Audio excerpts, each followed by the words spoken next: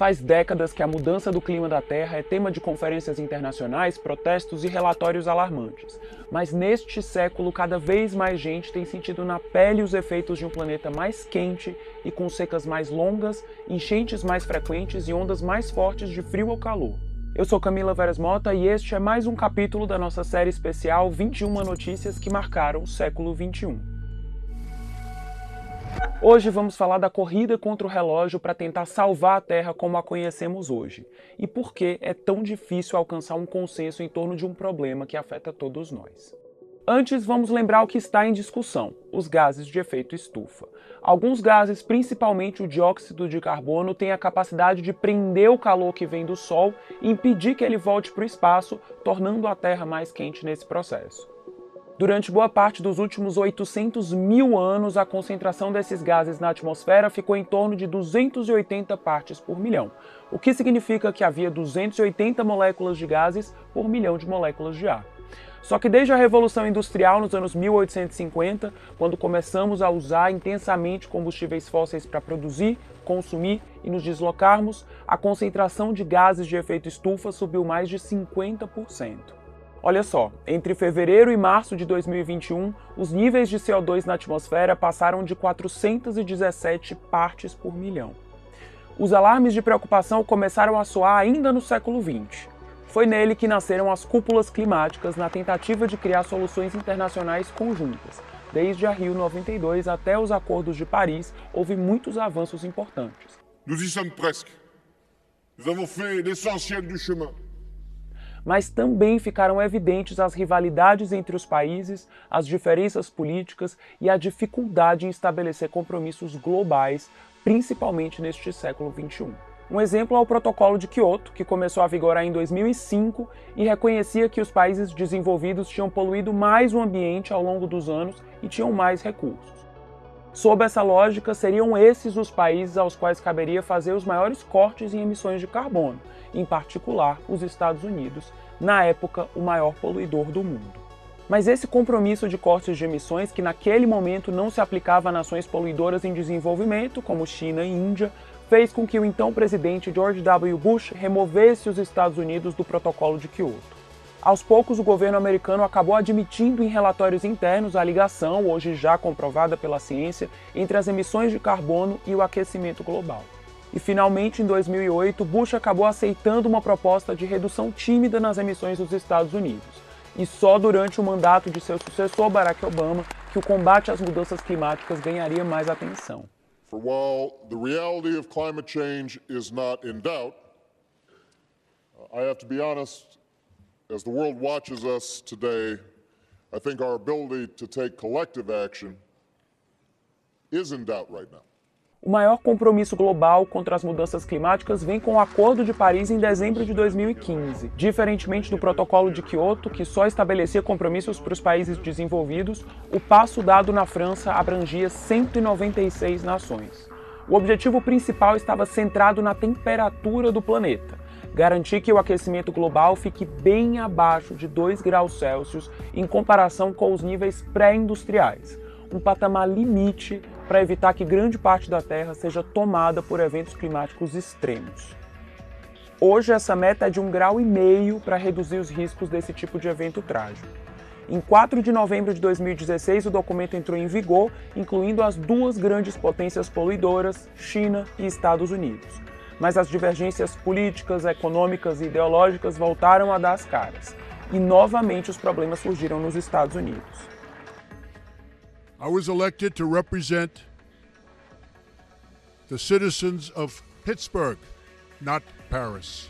Sob o governo de Donald Trump, o país ficou temporariamente fora do Acordo de Paris, alegando que seus termos não beneficiavam os trabalhadores americanos, uma medida duramente criticada internacionalmente e agora revertida pelo governo Joe Biden. Outro encontro global que gerou muita expectativa foi a COP26 em novembro de 2021 na Escócia. Um dos objetivos era traçar metas concretas para colocar o Acordo de Paris em prática e limitar o aquecimento global a 1,5 graus. Nesse sentido, os países signatários se comprometeram a formalizar as novas metas de redução de gases do efeito estufa até o fim de 2022, o que foi considerado uma vitória da COP. O problema é que poucos países apresentaram planos concretos até agora. O acordo não conseguiu um consenso em torno da eliminação do carvão, por causa da pressão de países como Índia e China, ainda grandes usuários desse combustível fóssil extremamente poluente. E também não foi para frente a demanda pela criação de um fundo de perdas e danos feita pelos países mais vulneráveis às mudanças no clima do planeta, incluídas aí aquelas ilhotas que correm o risco de desaparecer com o aumento do nível dos mares. Estados Unidos e União Europeia não cederam nesse ponto.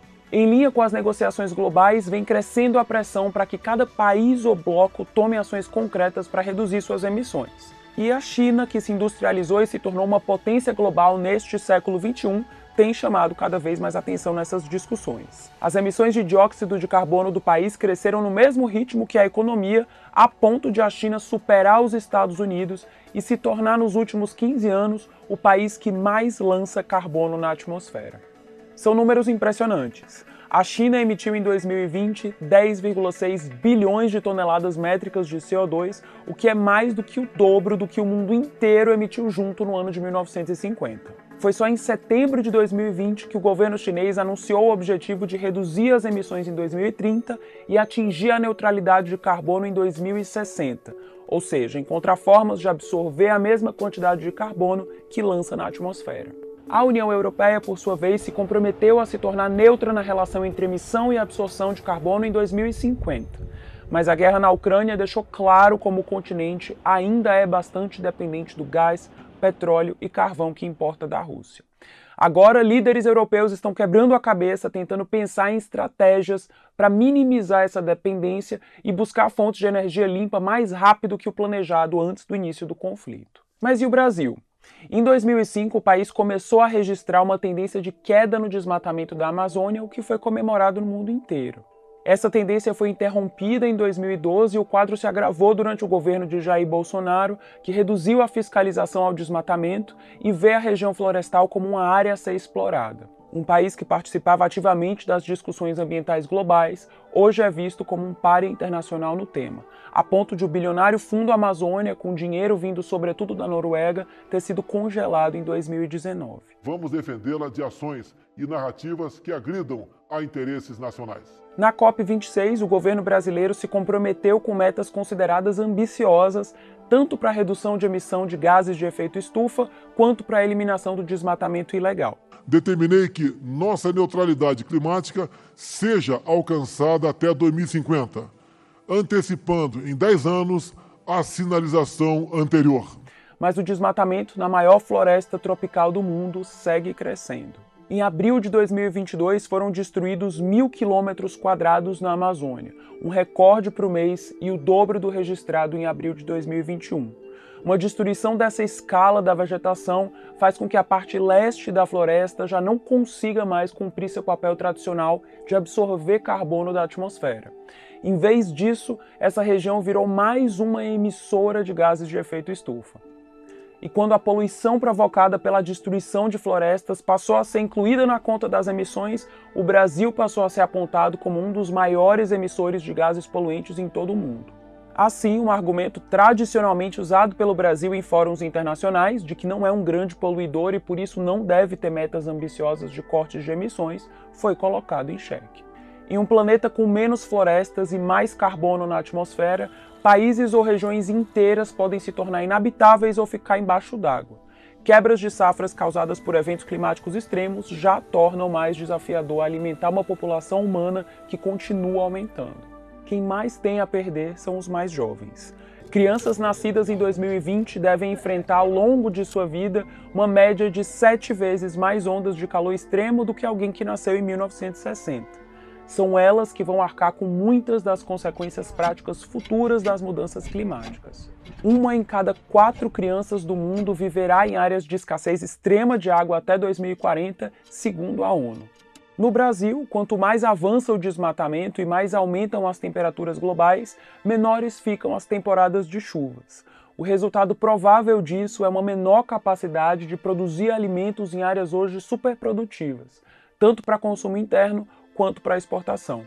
E grandes áreas da região amazônica, que já foram parte de uma rica floresta tropical, podem virar áreas empobrecidas de savana com baixa biodiversidade e pouca umidade. Mesmo em países ricos, os problemas vão se ampliando. Na Austrália, 1 em cada 25 casas pode se tornar inelegível para seguros residenciais até 2030 porque estão em áreas sob risco de enchentes. Principais vítimas em potencial dessa crise, os mais jovens têm passado a pressionar cada vez mais países e organismos internacionais para tentar mudar esse quadro. I will not be silenced while the world is on fire. Greta Thunberg tinha 15 anos quando fez sua primeira greve estudantil em defesa do clima diante do parlamento sueco. O protesto ocorreu no momento em que jovens mundo afora pareciam prontos para uma ação coletiva em defesa do clima na Terra, de forma independente de organizações ambientais tradicionais. O movimento da adolescente sueca cresceu, chegou a outros países e a voz de Greta Thunberg alcançou a imprensa internacional e a política. Para falar diante da ONU, ela cruzou o Atlântico em um barco, num gesto de oposição às viagens de avião, meio de transporte com alta taxa de emissão de carbono. Na ONU, novas palavras duras direcionadas aos líderes mundiais. Our leaders are not behaving as if we were in an emergency. In an emergency, you change your behavior. And without that sense of urgency, how can we, the people, understand that we are facing a real crisis? Hoje, depois de décadas de debate em torno das mudanças climáticas, já não há mais dúvida entre os cientistas de que o aquecimento do planeta é provocado pela ação do homem. Então, só a ação do homem pode mitigar isso. Por enquanto, ainda valem as assustadoras previsões do IPCC, o painel da ONU sobre mudanças climáticas, que reúne 200 cientistas especialistas em clima. No seu relatório mais recente, o IPCC concluiu que muitos dos impactos do aquecimento global são agora simplesmente irreversíveis. Mas ainda há esperança. Se o aumento na temperatura for mantido abaixo de 1,5 graus, como prevêem os acordos climáticos em vigor atualmente, as perdas projetadas podem ser reduzidas. Da mesma forma, na ausência de ações concretas, viveremos em um planeta cada vez mais hostil. Nas palavras da cientista de Oxford Friederike Otto, uma das pesquisadoras do IPCC, a mudança climática não é um problema do futuro, está aqui e agora e afeta todas as regiões do mundo. Se lembrarmos que ainda temos outros graves problemas ambientais, como o excesso de lixo, a poluição de rios e mares e a quebra das cadeias de produção de alimentos por causa disso tudo e do desmatamento, incluindo extinções em massa de formas de vida, o desafio fica ainda mais urgente. Olá, meu irmão, Shalom. Percebeu no que você acabou de ver no início desse procedimento educacional da mídia? Como nós vimos em aula passada, o controle midiático. Você percebeu como a narrativa é muito bem montada, como se fala numa fluência tão tranquila para botar você sempre dentro da esfera daquilo que eles desejam e daquilo que eles querem. É assustador como o prompt, aquilo que eles leem com uma moça jovem falando fluentemente o português, para que você possa perceber o quão difícil é tudo que está para acontecer. É impressionante, só para efeito de reflexão, nas narrativas dos presidentes, são dois que não prestam, o Trump e o Bolsonaro. O restante são pessoas muito bem definidas, tranquilas, a coisa toma um rumo assustador. É por essas e outras que nós temos feito uma narrativa educacional e bíblica desde os primeiros episódios, lá na primeira temporada, mostrando que é muito semelhante e igual aos dias de Noé. Há um trabalho sistemático colocado por forças invisíveis das trevas, usando o mecanismo das autoridades para que nós possamos acreditar que estamos num aquecimento global terrível, que tudo vai acabar sendo destruído porque o homem passou a não cuidar da natureza. Quando nós pegamos a Bíblia, que deveria ser o manual do usuário, do cidadão do reino dos céus, essa aqui, há uma narrativa totalmente diferente. Aqui se diz que é o pecado, a iniquidade, a transgressão, a imoralidade, o afastamento do homem da comunhão com o Criador, que leva ao caos, à destruição e ao julgamento dos povos pelo pecado cometido. Há um trabalho sistemático para fazer você não perceber o que de fato está por ocorrer. Um aperto divino para que a gente olhe para o alto. mas eles trabalham de forma sistemática para culpar você do que está acontecendo. Então eu queria ler um texto com você, antes de diretamente passar para a Beatriz, que tem feito um exaustivo estudo, né? Para poder você ter a compreensão do que está ocorrendo sobre toda a mídia mundial. Você viu uma citação da CNN, se não me engano, mas se você estudar todas as grandes emissoras do mundo, inclusive aqui no país, talvez a maior seja a Rede Globo, ela faz o mesmo tipo de narrativa. Os artistas fazem o mesmo tipo de narrativa. As pessoas que têm fama e são influenciadores fazem a mesma narrativa. Inclusive você viu, né? Naquela narrativa, não sei se eu estou enganado, acho que ela viu também, você viu. As queimadas na Amazônia, né? Foram terríveis há 4 anos atrás. E agora? Dá uma olhadinha se os jornais não estão dizendo que nesse momento que nós estamos vivendo, se as queimadas não aumentaram. Vai aparecer aí na tela, olha quantas, olha se aumentou dentro do governo atual. Você vê o Leonardo DiCaprio falar alguma coisa? Você vê a mídia comentando que a Amazônia está queimando em chamas? Cadê o Macron? Não, né? É porque o governo atual bebe da mesma água. Bom, o livro de Salmos é um livro de cânticos, mas um livro profético de revelação. Eu queria ler parte do Salmo 2, somente isso, que para mim eu julgo já ser o bastante, para provar a você que Deus conhece o pensamento dos homens e o projeto dos homens. No livro de Salmos, capítulo 2, verso 1, diz assim: por que se enfurecem os gentios? Os gentios estão furiosos por quê? Por que os povos estão zangados? E os povos imaginam coisas vãs, vão é sem sentido, né? Criações mirabolantes. Até a vaca, coitada, né? Está criando problema com seu pum. Verso 2. Os reis da terra se levantam, olha lá, e os príncipes conspiram, uma conspiração contra o Senhor. O Senhor é Jesus. O Senhor é o Pai e o seu ungido, Jesus, dizendo: rompamos seus laços. Rompamos seus laços? Então eles estão se sentindo presos. Preso pelo cristianismo, entendi. Sacudamos de nós as suas algemas. E sabe o que Deus faz quando ele vê esse tipo de tramóia? Ri-se aquele que habita nos céus. O Senhor zomba deles. Verso 5. Na sua ira, a seu tempo lhe há de falar, e no seu furor os confundirá. Ira e furor. Ira e furor. Mas onde virá essa ira e furor?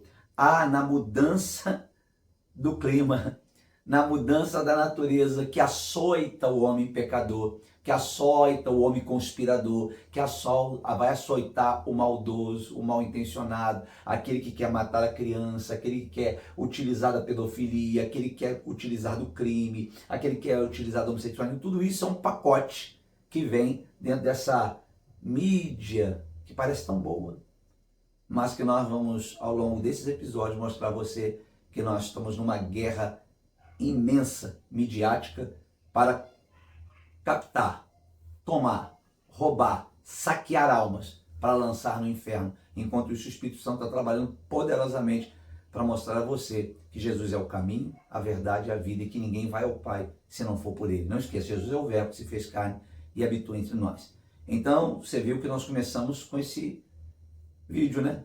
Eu dizia para ela, a gente vai ver nesse vídeo, quase que a gente aceita a história e diz assim, melhor a gente fazer alguma coisa para evitar o pum da vaca. Mas para a gente não ficar atrás da vaca, coitada, nós vamos tentar mostrar a você que isso é uma narrativa constante. Inclusive, eu comentava com a Beatriz, fora evidentemente aqui da gravação, que há um tempo atrás, para ser mais exato aqui, eu vou recorrer aqui ao celular, chamado de Inconvenient Truth, uma verdade inconveniente na tradução do português. Um documentário norte-americano de 2006, dirigido por Davis Goggin, sobre a campanha do ex-vice-presidente dos Estados Unidos, Al Gore. Talvez os mais novos desconheçam, mas esse documentário, que tem como base exatamente a história que acabamos de verificar agora há pouco, também trabalha dizendo as mesmas coisas que esses 12 minutos de vídeo foi colocado. Esse Al Gore era um defensor, né? Não sei se está vindo ainda, acredito que sim, um defensor da natureza, aquela coisa toda que a gente já sabe. E esse documentário, na época em que foi lançado, era uma espécie de trabalho daquela época para levar os homens a pensar da forma que pensam hoje.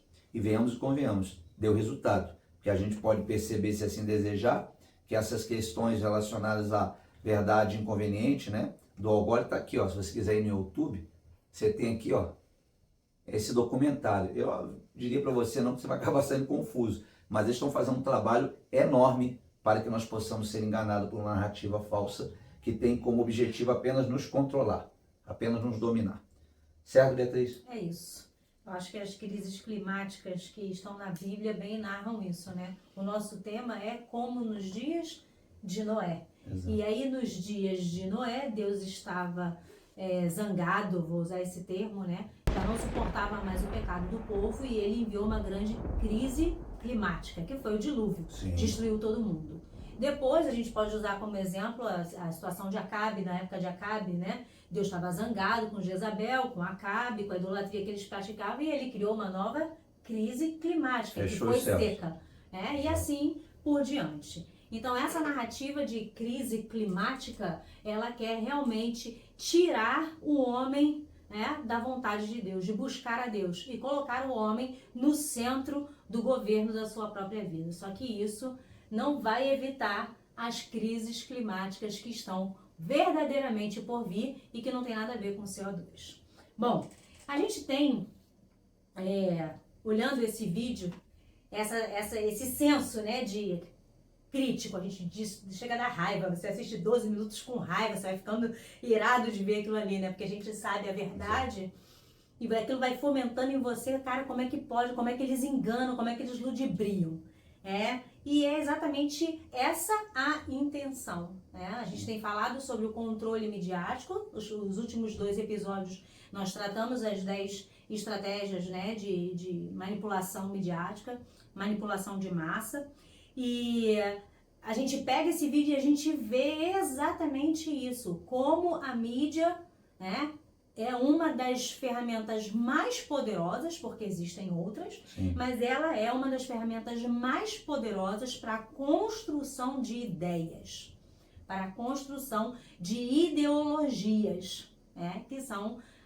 a base do nosso estudo, né, do nosso caso. Como também o poder do cancelamento. Sim. Eles são capazes de criar uma ideologia, um pensamento, mas também cancelar outros pensamentos, tratando aqueles pensamentos como arcaicos, ultrapassados. Sim, estigmatizar. Exatamente, tornando aquela pessoa está no século passado, não abre a cabeça, basicamente chama de imbecil. Então você cancela uma ideologia, cancela um pensamento para impor a sua. E note, impor mesmo, porque se hoje a frase é provar por condições científicas, se você sair um pouquinho dessa narrativa e pedir e dar entendimento com outros tipos de cientistas, nós vamos ver que não é aquecimento, é esfriamento.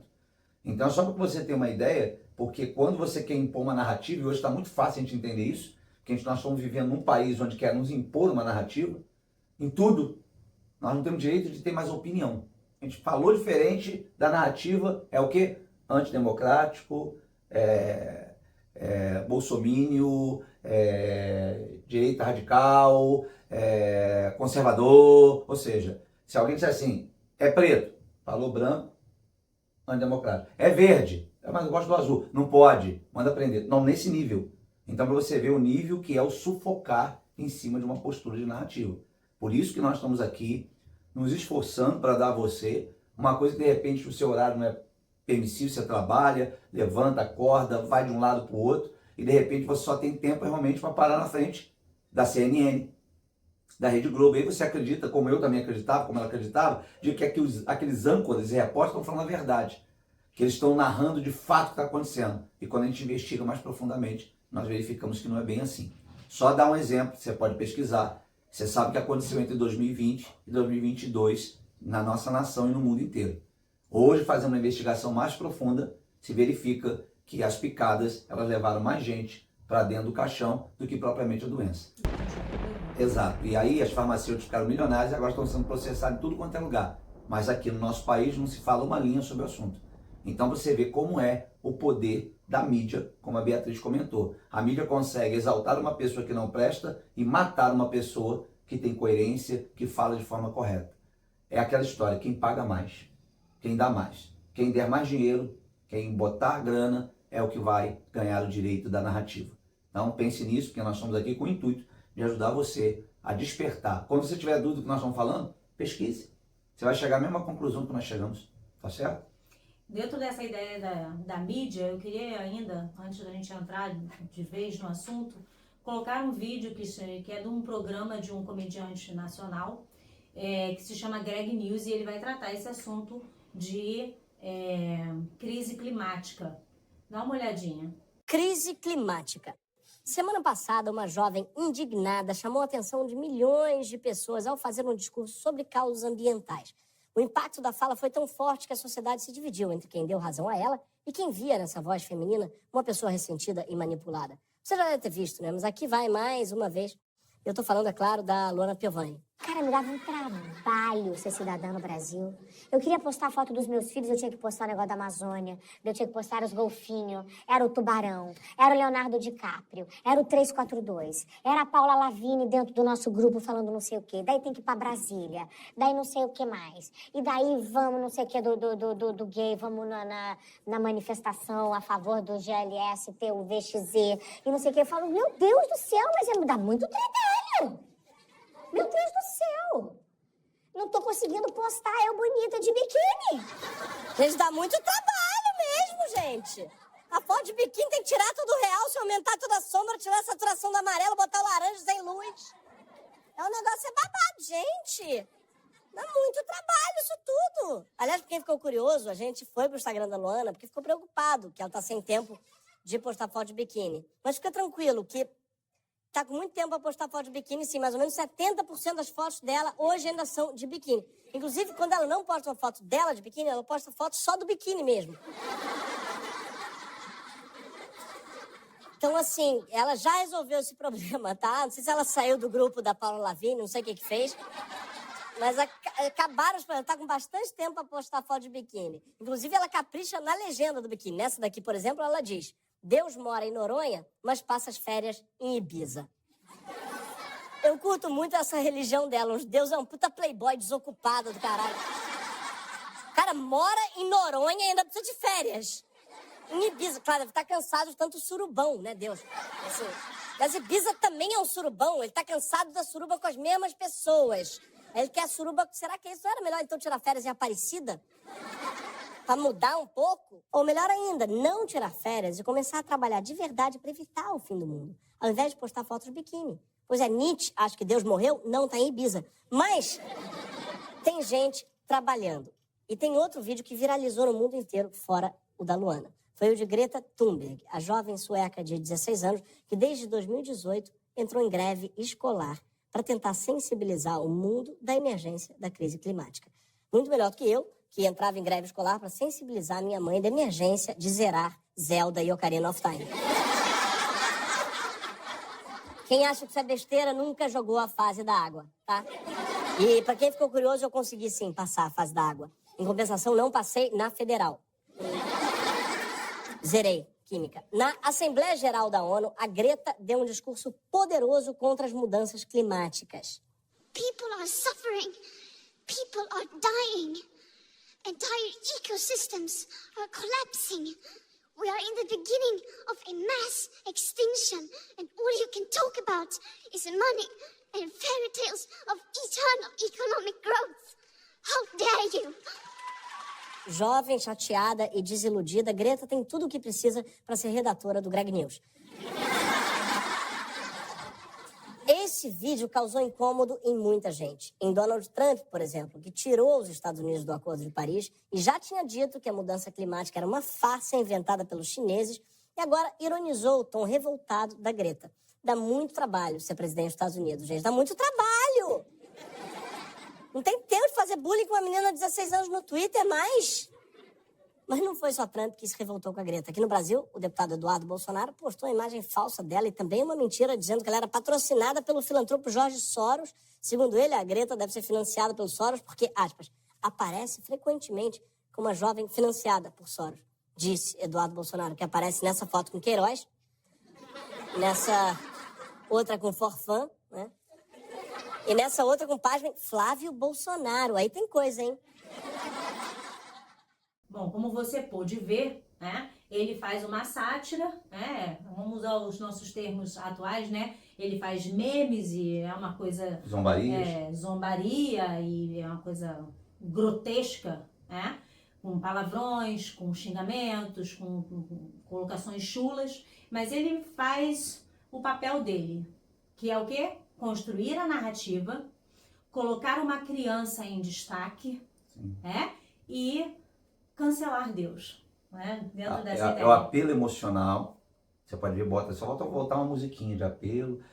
Nós temos que olhar as questões climáticas, por causa das crianças, do futuro delas.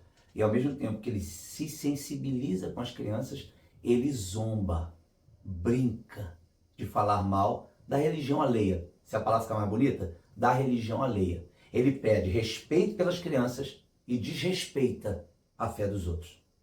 E aí você pode ver que a gente tem um leque de alcance. Por esses 2 vídeos eu tenho a intenção de mostrar o seguinte, que aqueles que vão atrás da informação, que querem estudar, que querem saber, que são os mais elitizados, mais cultos, vou colocar assim, eles vão atrás da informação e vão assistir aquele documentário muito bem feito, perfeitinho, centrado, formal. Sim. E aqueles que não estão atrás da informação vão receber a mesma informação, porque a mídia vai fazer o papel de doutrinar tanto a classe A quanto a classe E. E o que está no meio disso, ninguém vai sair ileso. A classe A não vai descer ao nível de ouvir um menino irresponsável, zombador como esse, porque a elite culturalmente não ouve coisas desse nível, mas ele precisa ser preparado com massa de manobra para atingir aquele grupo, vou usar o termo que muitas das vezes é utilizado em alguns segmentos, aquele grupo playboy, aquele grupo mais radical, aquele grupo mais brincalhão. E pense bem, essa pessoa é escolhida a dedo, viu, Bia? Porque ele primeiro precisa ser lançado por uma grande emissora como um grande humorista. Não sei quem foi que disse que é, mas dizem que é. E aí você então tem a aceitação de ouvi-lo. Porque você fala, ele é tão brincalhão, né? Ele é tão bacana, ele tem um discurso tão bacana, legal. Então, como a Beatriz falou, é atingir todos os públicos. A CNN é o público mais elitizado, que gosta de ficar ali vendo o jornal, que vai ser colocado, o que está sendo ocorrido no mundo. Ele não, no tom de brincadeira, de zombaria, de riso. E se a gente fosse puxar, o tempo é curto, nós poderíamos colocar uma série de outras pessoas. Inclusive ele citou na própria narrativa, uma menina rebelde, né? Que diz defensora da natureza, do clima. É outra também que gritou muito e berrou que a Amazônia queimava em 2019, a Amazônia queimava em 2020. Mas agora não. Agora a Amazônia, ela tá uma maravilha. É uma hipocrisia desgraçada e miserável.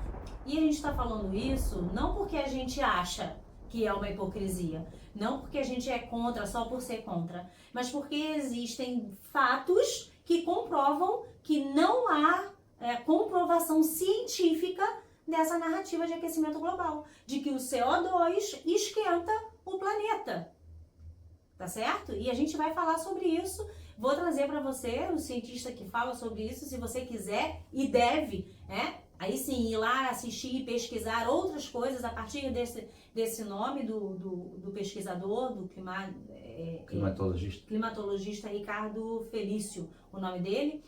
Você pode ir lá pesquisar, jogar no Google e ele tem muito conteúdo, é uma excelente referência, apesar dele tratar com o evolucionismo da Terra, sim, certo? Mas então, quando você vê que existe uma informação que chega para a classe A e existe uma informação que chega para a classe E, você tem que entender que você recebeu essa informação. Uhum. Você foi tocado. Bia, mas eu não assisto o Gregório Duvier, seja lá qual for o nome dele. Bia, também não assisto a CNN, mas isso chegou em você. Chegou pela Rede Globo, chegou pelo Faustão, chegou pela Fátima Bernardes, chegou pela Xuxa, chegou, sei lá eu por onde. Chegou pelo debate, chegou pelo programa, chegou em algum lugar. Chegou pela escola. Todos nós fizemos algum trabalho de ciências falando sobre a importância da reciclagem. Uhum. De jogar o vidro no lugar separado, de jogar o metal no lugar separado, de descartar a pilha no lugar certo, de não jogar o plástico no mundo porque ele não se deteriora. Todos nós temos esse tipo de conceito implantado em nós e você não está distante disso. Você faz parte disso também. E eu quero aqui começar... Onde é que surgiu essa ideia? De onde que veio, essa ideia da narrativa climática? Eu cito aqui o Maurice Strong, e ele disse assim: os estilos de vida atuais e os padrões de consumo da classe média abastada envolvendo alto consumo de carne uso de combustíveis fósseis, petróleo, carvão, como eles viram no início do nosso... eletrodomésticos, ar-condicionado e moradias suburbanas não são sustentáveis. Eles querem acabar com toda a sua mordomia, com todo o seu conforto. Quando vem a narrativa do você precisa ficar mais perto da natureza, desconfie. Não é porque ele acha que a natureza te faz bem. É porque ele quer convencer você de que viver sem a geladeira, sem o fogão, sem o combustível é bom. Mas vamos lá, eu tô só começando.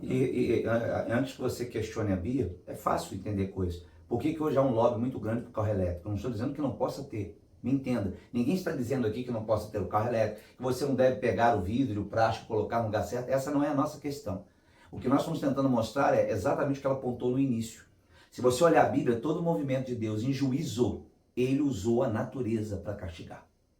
Agora, quando você troca essa narrativa dizendo, não, Deus não existe, Deus está morto, e o problema é porque nós é que deixamos de fazer determinadas coisas, nós nos autoculpamos, nós nos autocondenamos e ficamos frustrados achando que nós somos o problema e que nós podemos resolver o problema. Você está entendendo? Nós, com a nossa atitude, com o nosso comportamento. Então, tudo é para nós. Nós somos a saída. O homem resolve os problemas do próprio homem. E quando nós lemos Apocalipse, por exemplo, capítulo 6, 7, 8, 9, 10, você vai ver Deus movimentando a natureza por meio dos seus anjos para castigar o homem pecador, a mulher pecadora, aquele que insiste em conspirar contra Deus, como foi nos dias de Noé, como foi nos dias de Sodoma e Gomorra, quando a imoralidade chegou num nível que Deus enviou anjos para dizer, vamos ver se a cidade está desse jeito. Tá? Então taca fogo.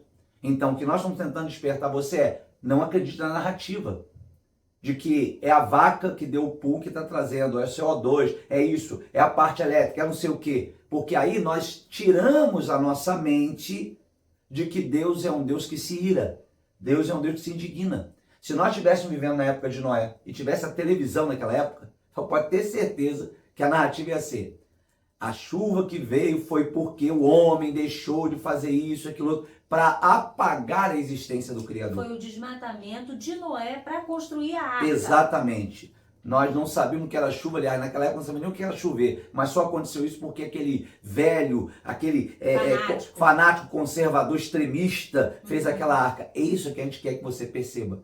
Nós não estamos aqui lutando contra ser educado, lutando com ser organizado, faz parte da organização, manter o lixo fora da casa, perfeito, mas é a forma que nos é imposto goela abaixo, perfeito? Até porque o próprio Senhor, como a gente comentava fora no off, né, o próprio Senhor encarregou Adão de cuidar, preservar, cultivar o jardim do Éden. Perfeito. Então o adversário ele vai trabalhar com o propósito que Deus deu ao homem. Porque ele já tem isso plantado nele, ele foi feito com esse propósito de cuidar e guardar, cultivar e guardar o jardim. Olha, não é a nossa base de pregação agora, nesse momento, mas se você for inteligente, eles estão trabalhando para apresentar a vocês uma solução, para resolver todos os problemas climáticos.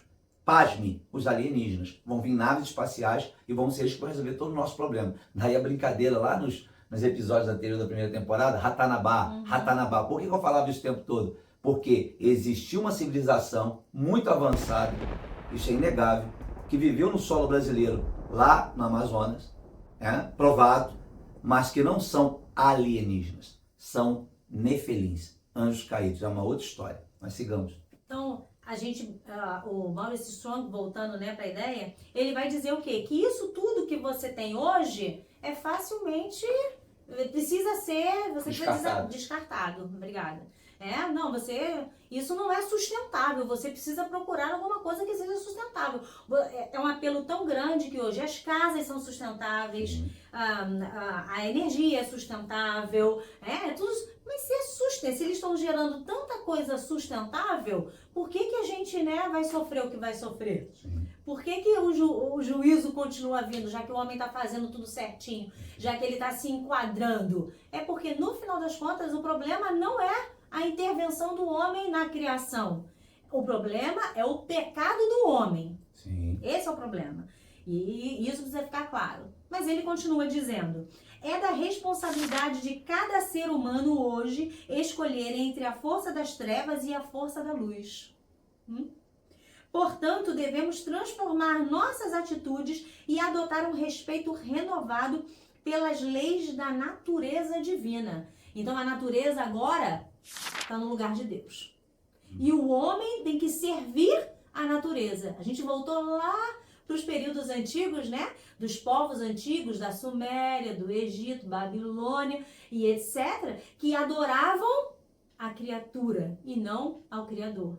Voltamos para aquele momento em que as florestas são entidades. São né? encantos. As florestas são Nós temos que entidades. agradar o Deus do trovão. Isso. Alguém já ouviu falar do Deus do trovão? Mas que é Thor, né? Existem Mesma criaturas, história. É a né? mesma história. Existem criaturas que habitam ali, que governam e que precisam ser adorados, que precisam ser servidos. E a obediência do homem às ordens que são dadas vai servir de adoração a esses deuses. E esse de novo. campo que a Bia está falando está ligado ao esoterismo, à nova era. É um braço desse processo, que é um braço religioso para dizer assim, olha, a Terra está ficando chateada, a Mãe Terra está chateada, a Mãe Terra está zangada, essas entidades estão tristes porque o homem está destruindo tudo, então elas estão dando a rebordósia da situação e tal. Ou seja, não é pecado, não é a transgressão do homem. Por exemplo, só para efeito de reflexão. Rio Grande do Sul, governador, ele tem uma escolha ideológica, não tem? Ideológica sexual. Sim. E ele então tem um companheiro. Isso. Então o estado do Rio Grande do Sul é governado por um casal de homens. É isso? Os cidadãos elegeram Um cidadão. uma autoridade. Exato. Percebeu a situação? O que Deus fez com Sodoma e Gomorra? Não sei. Você lê na Bíblia de Gênesis. É isso. Perceba como é que a narrativa ela tenta tirar Deus da história. Porque se a gente entende que é Deus, o que a gente faz? Poxa, Senhor, me arrependo, quero andar em novidade de vida. Quando eu digo que é a fada, o Thor, aí eu tenho que adorar as entidades do passado. É crise climática. O problema foi que tiraram todas as árvores que estavam lá. Exato. As árvores que estavam lá iam segurar a terra e não ia haver tanto deslizamento.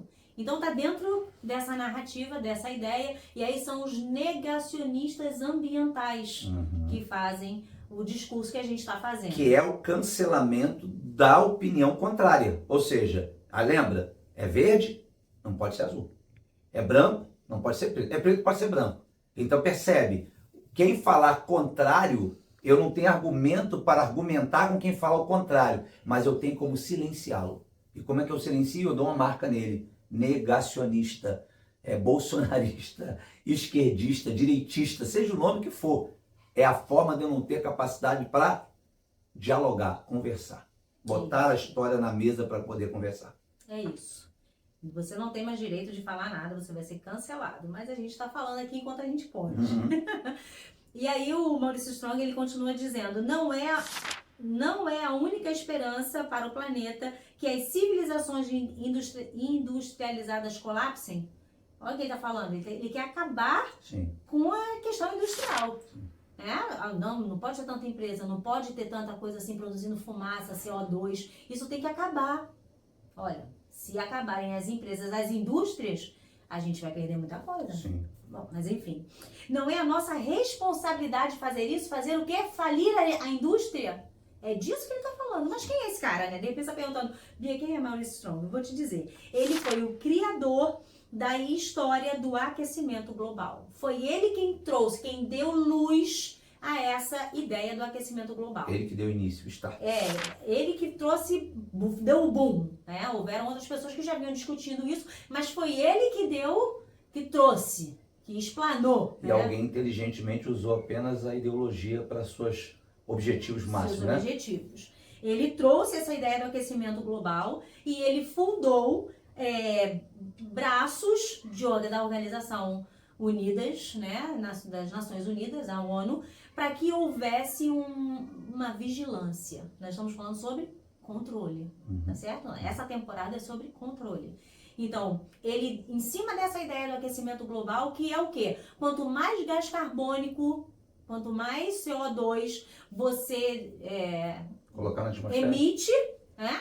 Mais quente o planeta fica. E quanto mais quente o planeta fica, menos você tem chance de sobreviver nele.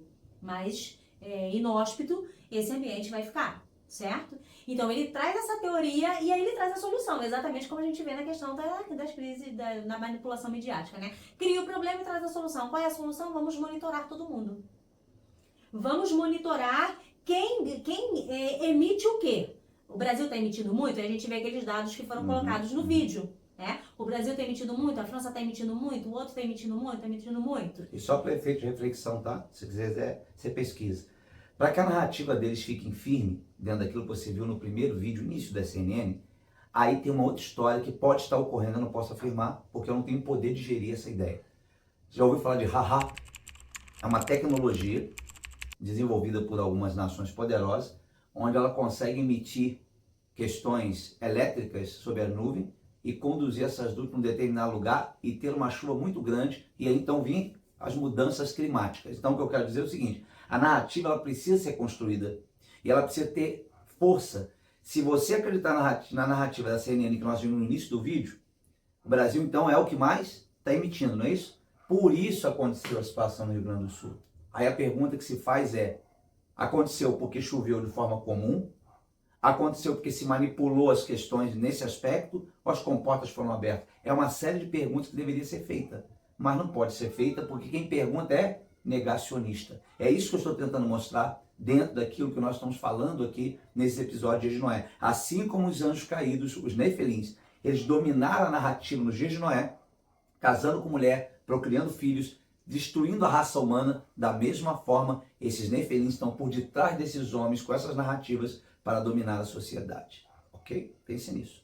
Independente da resposta, se foi Raá, se foi as comportas que abriram, seja lá o que for, é Deus soberano trazendo juízo por causa daquilo que a gente acabou de comentar. Perfeito. Deus está entrando em contenda ali, está trazendo o juízo por conta da eleição que eles fizeram. Isso é batata.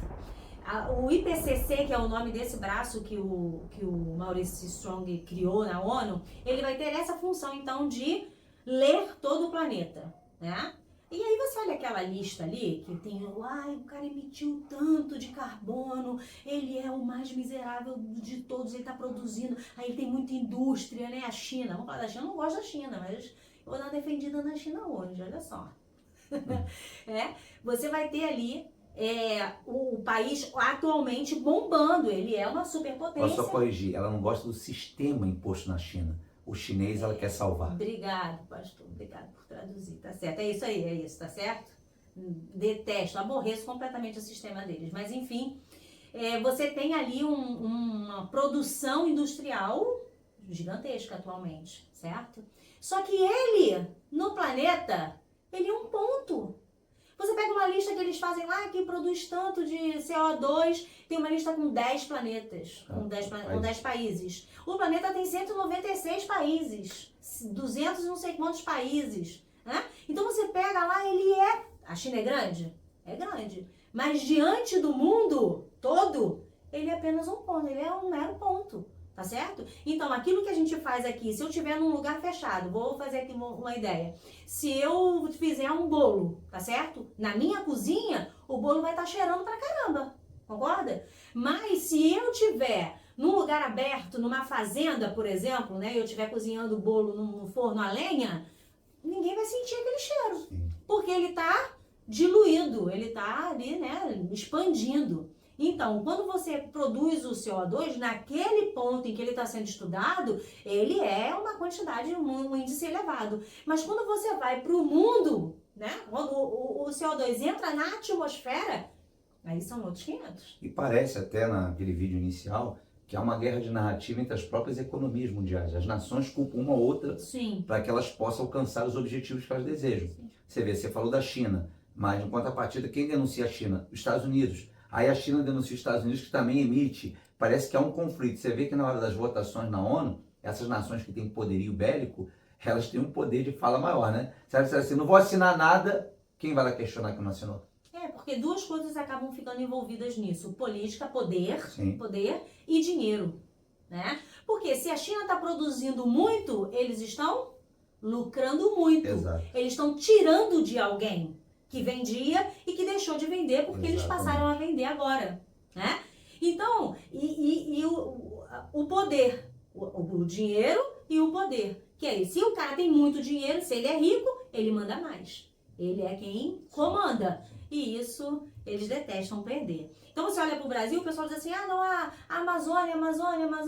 Não é porque eles estão preocupados realmente, é porque eles querem controlar a Amazônia. E como o Brasil se sujeita a tudo, principalmente com esse governo, né, a gente fica É só fazer uma pergunta orando. a você mesmo. As nações que têm dimensões continentais, como os Estados Unidos, por exemplo, que é enorme, né? Eu sei que de repente a Rússia, a terra é menos produtiva porque tem, né, muito gelo, muito frio, mas dá uma análise se eles cortaram as árvores deles e se eles eliminaram toda a flora dele. Muito do capitalismo, muito do poder econômico que eles têm foi porque eles usaram a terra deles porque eles queriam. E agora que eles usaram o que eles queriam na terra deles, querem mandar na terra do outro.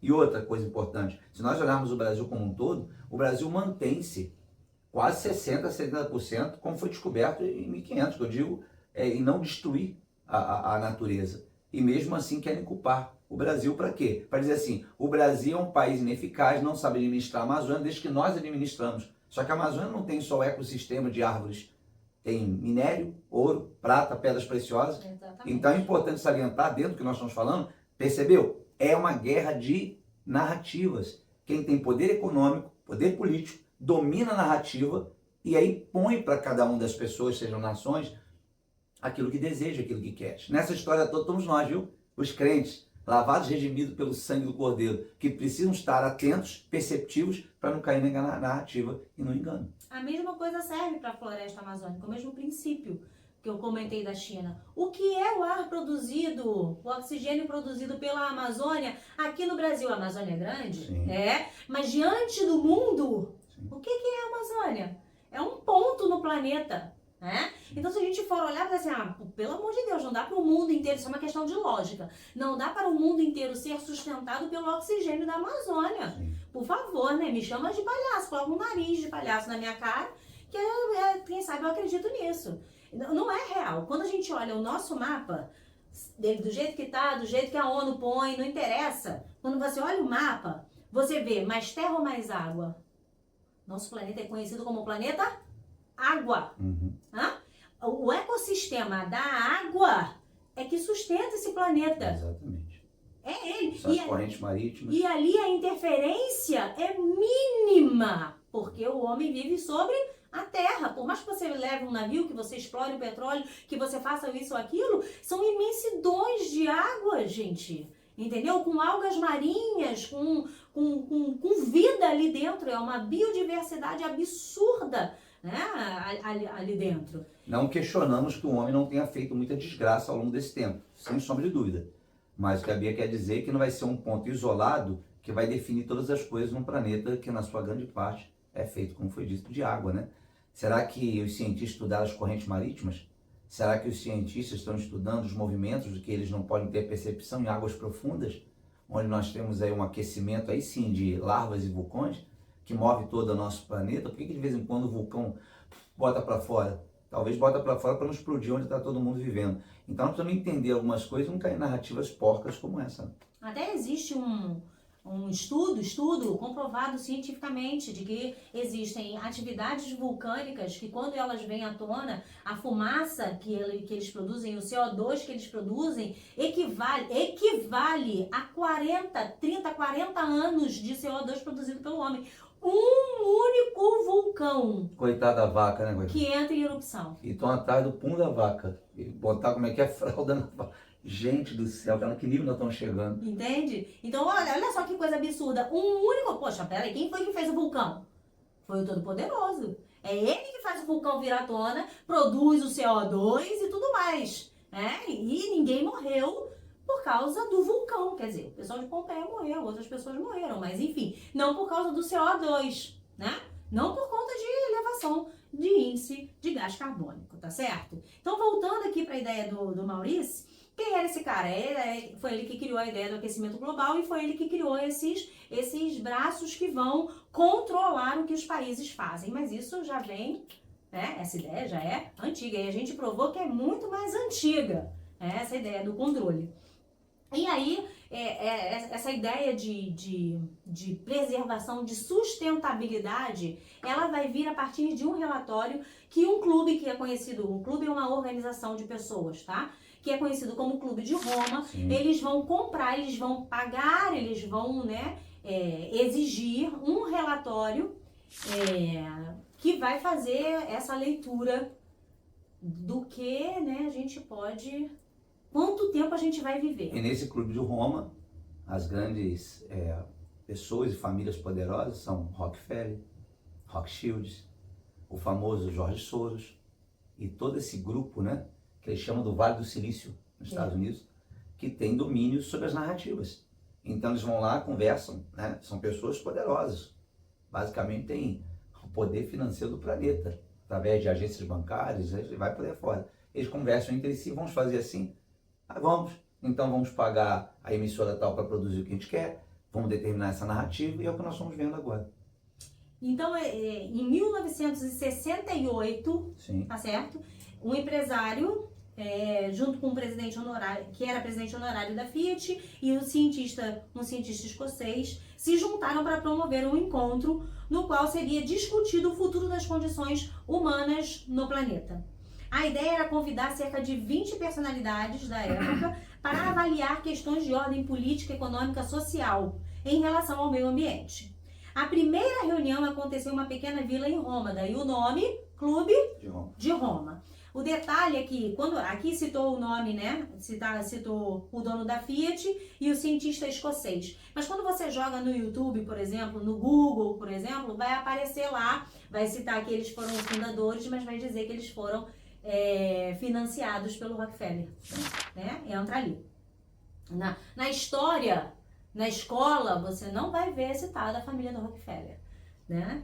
Porque essas famílias que nós citamos, Rockefeller, Rothschild, se você fizer um estudo profundo, vocês vão descobrir que eles dominam desde o Império Babilônico. Vão morrendo, nascendo, eles vão casando só com pessoas da sua estirpe e assim chegam no que nós estamos vendo hoje. Não é o nosso assunto, mas se você quiser pesquisar, você vai chegar a essa conclusão. Então eles fundaram o Clube de Roma e a partir daí foi elaborado um projeto com bases e princípios seguidos pelos participantes, ou seja, eles se comprometeram a viver de acordo com as soluções que eles achavam viáveis, né? Eles decidiram que eles, olhando o problema, eles viveriam de acordo com as soluções que eles estavam propondo. O problema é que as soluções que eles acharam vão ser propostas para você. Não, propostas não, impostas para você também. Tá? Hoje o clube se tornou uma organização não governamental, que a gente conhece como ONG, né? Que foca na busca por enxergar problemas, discuti-los e difundi-los entre a população. Então, olha só, o Clube de Roma lá atrás olhou e falou assim, vamos analisar o que está acontecendo nesse mundo. A gente vai morrer, né? Não vai ter comida para todo mundo, daqui a 100 anos a gente não vai ter o que comer, a gente vai ver isso aqui. A gente não vai ter o que comer, foi a conclusão que eles chegaram. O que a gente precisa fazer? Matar 1/3 da população. Não, a gente precisa tomar conta do planeta. Só que eles vão matar a população. Já fizeram isso. Pois é. Entre 2020 até 2022, pelo menos 7 milhões de pessoas foram pulverizadas através da picadinha. E aí o que eles vão fazer? Vão difundir esse assunto, que hoje a gente já vive isso já é real, essa meta já foi alcançada. Todo o mundo civilizado, não posso falar dos aborígenes, né? Mas todo o mundo civilizado sabe que precisa cuidar do planeta. É só lembrar, Clube de Roma e os Bilderbergs. Você vai saber quais essas reuniões são esses caras que dão ordens do que vai ser feito, do que vai ser definido, o que você vai comer, onde você vai ficar. Por isso tem as pedras da Geórgia, que agora já foram derrubadas o monumento, porque o alvo deles já foi alcançado. Mas até então, escreve aí, Pedra da Geórgia. Quando que ela foi colocada, lá nas pedras está escrito em vários idiomas que deve pôr a população mundial diminuindo, eliminando-a, para que possa o planeta ser sustentável. Ser sustentável, Entendeu? Essa é a bola da vez. Então, atualmente, quem faz parte dessa organização que é o Clube de Roma, que até, sei lá, 5, 10 anos atrás era teoria da conspiração. Não existia, nunca aconteceu essa reunião, eles nunca nem se viram, né, nada. Mas hoje eles assumem que eles são uma organização não governamental, formado por acadêmicos, então você pensa, universidades, faculdades, doutorados, pensadores, os filósofos da vida aí. acadêmicos, cientistas, que são os especialistas de tudo. De tudo, sabe tudo. Os especialistas, eles são assim, o especialista falou, acabou, todo mundo obedece. É o dono da verdade. É o dono da verdade. Os políticos, Sim. que são os que, né? Os manipuladores. Os que manipulam a massa. E os empresários. Conta pra ninguém, mas as empresas estão nisso também. Sim. Estão envolvidas Pode nisso. estudar que as empresas, seus logos de empresa, são tudo de adoração aos caídos.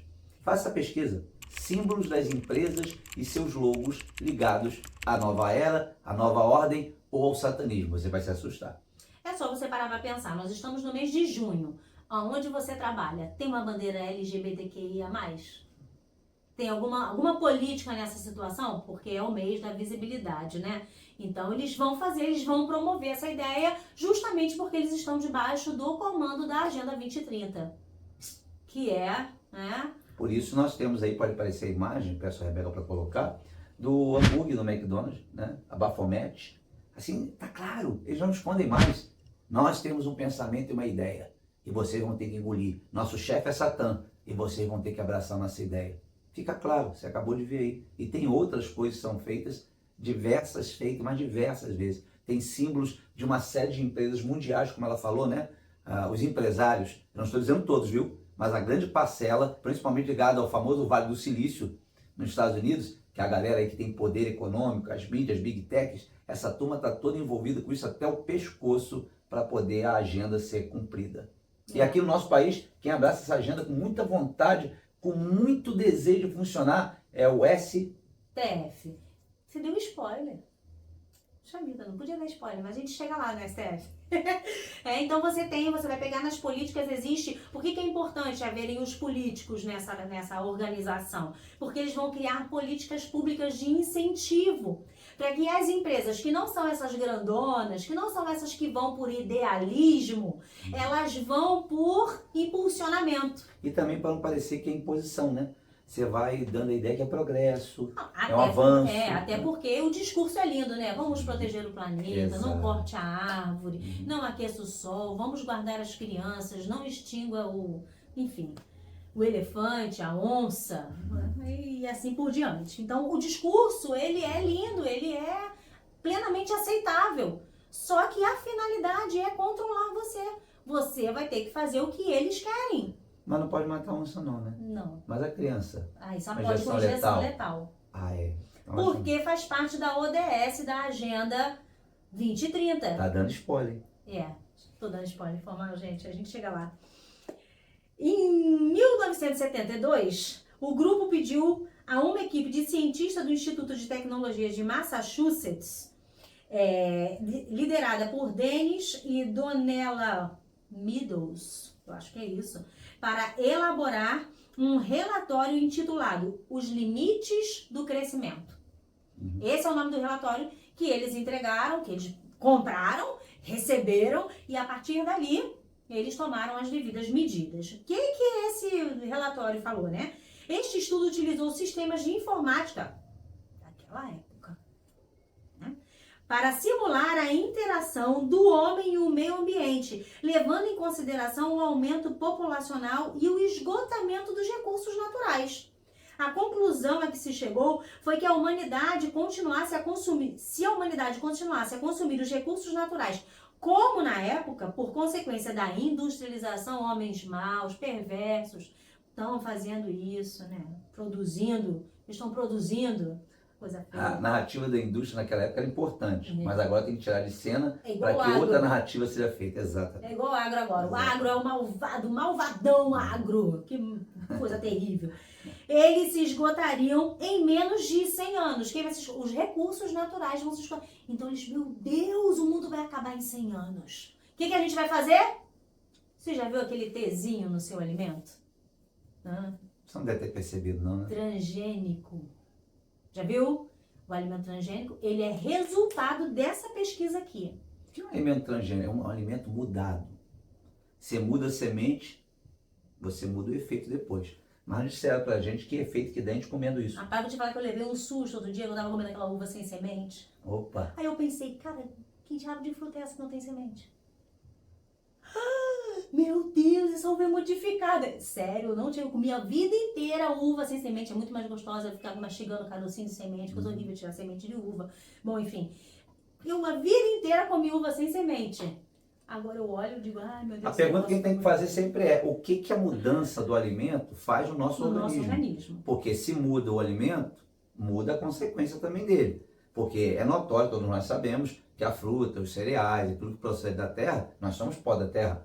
Aquilo vai nutrir o nosso organismo, vai trazer zinco, vitamina A, B. E quando você muda, o que muda dentro da gente?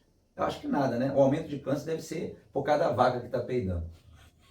Deve ser. Bom, impressionante. A repercussão foi muito grande. O resultado disso foi, imagina a mídia, né? Em 100 anos vai acabar tudo.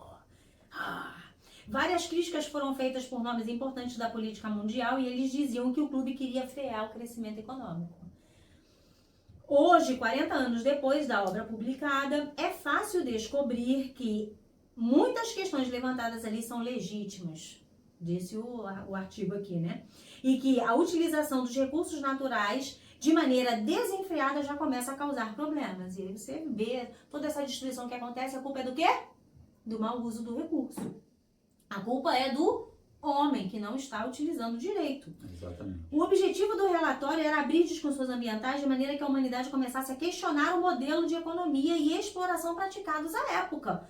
Então o objetivo foi alcançado, certo? O objetivo não era impedir que o homem, sei lá, plantasse, mas era começar a discutir isso. A finalidade lá na frente era mudar tudo e controlar. Mas o objetivo foi alcançado, eles começaram a discutir. Será que a gente precisa realmente viver com tudo isso? Será que a gente precisa ter isso? Será que a gente pode plantar aquilo outro? O que a gente pode fazer para melhorar? Quais são os recursos, as tecnologias que podem colaborar conosco para que a gente não seja destruído em 100 anos? Né? Essa é o que a Bia está falando é tão real, que se eu não me engano, 2 ou 3 meses atrás, todos os agricultores na Europa estavam com os tratores na rua, revoltados. Por quê? Porque a política imposta para eles é parar de plantar. Agora nós vamos trocar o alimento produzido pela terra, a carne que vem do boi, da vaca, por carne feita a partir de... impressora 3D. A gente vai comer inseto, umas coisas que estão tomando um rumo que no objetivo sempre é o controle. Então, essa ideia ela foi alcançada, certo? E dentro dessa discussão eles foram buscar ali as suas soluções. E aí a gente tem aqui a trajetória dos alimentos transgênicos, que está dentro das... O que são as ODS? São os Objetivos de Desenvolvimento Sustentável. Uhum. Se eu não me engano, são 17. Acho que são 17. Depois a gente pode... Agenda 2030. São 17 Objetivos de Desenvolvimento. A Rebeca confirmou para mim, são 17, graças a Deus. Uhum. São 17 Objetivos de Desenvolvimento Sustentável. Se você pegar o livro didático do teu filho e você abrir na área de ciências, né? Se não tiver a roda da Agenda 2030, eu mudo meu nome. Eu duvido que você não ache ali aquela rodinha, o quadradinho com as 17 ODSs. E está em todo lugar.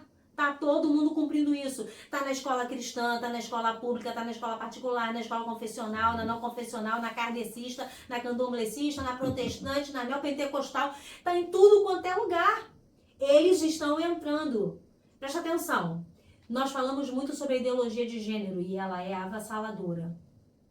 Mas a ideologia da sustentabilidade, a narrativa da sustentabilidade, ninguém vai questionar. E eles vão avançar com a Agenda 2030 para controlar o que você come, o que você veste, onde você mora, qual é o seu consumo de tecnologia. E você vai aceitar prontamente. E todos os objetivos visam a mesma coisa. Quando soltaram vírus para criar um alvoroço, tem o mesmo objetivo. Fazer com que você fique suscetível à fragilidade, procure de alguma forma desesperadamente a solução e eles vão trazer a solução para você. Que é o quê? Vou te controlar, vou colocar algo em você para saber se você está infectado ou não. Você tem que comer a comida que nós determinamos. Olha, eu acho que você está tendo recurso demais, então vamos centralizar o recurso através de poder digital, onde o banco domina o que eu tenho para comprar. Ou você não acha que em qualquer lugar te faz aquela pergunta? Até então é uma pergunta, mas vai ser uma obrigação. Quer botar o CPF? Por que essa pergunta é feita? Porque o dia que colocar, eles vão saber o que você come, o que você compra, o que você faz, o que deixa de fazer. E isso só tem um objetivo, controle. Você vê, o Elon Musk já chegou a conversar com sheiks árabes riquíssimos de que o mundo segue por caminho de um salário universal. Ou seja, os grandes poderosos vão ter que pagar um salário para que todo mundo possa ter. Mas para você ter esse salário, você tem que se sujeitar a toda a orientação que vier daqueles que dominam lá em cima. E aí eu pergunto, que orientação virá, hein? Do tipo aquela que tivemos agora, há um pouco tempo atrás, sem nenhum tipo de pesquisa científica que levasse a 10, 12 anos para elaborar uma vacina, a gente impõe em nosso corpo. Afinal de contas, é meu corpo e a regra deles. Então a gente precisa entender o que está acontecendo. Tudo tem que se cumprir, como a Bia está dizendo, e a gente está tentando te ajudar, com um único motivo, para que se cumpra o que fora dito pelo Senhor nessas escrituras. O mundo caminha para um governo único, um governo do anticristo.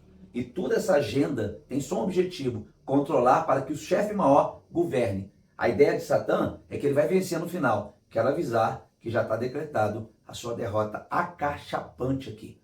Mas você pode tentar. Então existem 3 ODSs que vão estar dentro dessa ideia dos transgênicos, desse controle de alimentação e de consumo. A 8, que é indústria, inovação e infraestruturas. A 12, que é produção e consumo sustentáveis. Isso são metas, tá? Que foram propostas e que já vêm sendo propostas aí há bastante tempo. Já tem alimento, né, Bia, sendo vendido no mercado agora, feito pelo Bill Gates, né? Pela fábrica dele, tem. Que é já modificado, é uma séria situação. De repente a Rebeca Acha põe aí, enquanto eu estou falando aí, imagem desses alimentos que já estão vendendo. Que diferença ele tem? Diz na caixa. Tem uma fábrica agora de carne de planta. Chega a ser esquisito, né? Carne de planta, mas é aqui no Brasil já, se eu não me engano é Santa Catarina. Se eu não me engano é Santa Catarina, não vou afirmar. Mas já tá aqui no nosso país. O Paraná não é aquela parte de lá. Em algum lugar aí do nosso país já tem uma fábrica, uma indústria produzindo carne de planta. Com gosto de carne, textura de carne, cara de carne, mas é planta. Deve ser saudável. E a terceira ODS, dentro dessa ideia da mutação genética, que essa é a palavra, tá certo? É transgênico. Transgênico é muito, né? A gente não sabe o que é. É mutação genética. A mesma dos dias de Noé, que os anjos caídos fizeram, coabitando com as mulheres. Pense nisso. Vai ser a 15ª, que é proteger a vida terrestre. Então você vai ter uma modificação, que é a tecnologia de modificação de DNA. E isso nasceu em 1972. Eles começaram a modificar o DNA das plantas, dos vegetais, para poderem produzir mais comida, tá certo? A fim de que eles não morressem em 100 anos. Mas a gente vai deixar isso para o próximo episódio. Tá certo? Eu acho que por hoje é só. Será que você consegue perceber que tudo isso que a gente está comentando só tem um motivo? Fazer você acreditar, olha só, acreditar, que os dias de Noé, como Jesus disse em Mateus 24, são reais nos dias de hoje. A roupagem é diferente, a fala é diferente, a maneira de se dirigir é até diferente, mas a ideia é a mesma. A ideia sempre é a mesma. Existe um Deus Criador, chamado pelos judeus e por nós que cremos de Elohim, Adonai, o Criador do Universo. E existe um anjo que ele criou, um querubim da guarda, que resolveu cair e formar o seu próprio reino.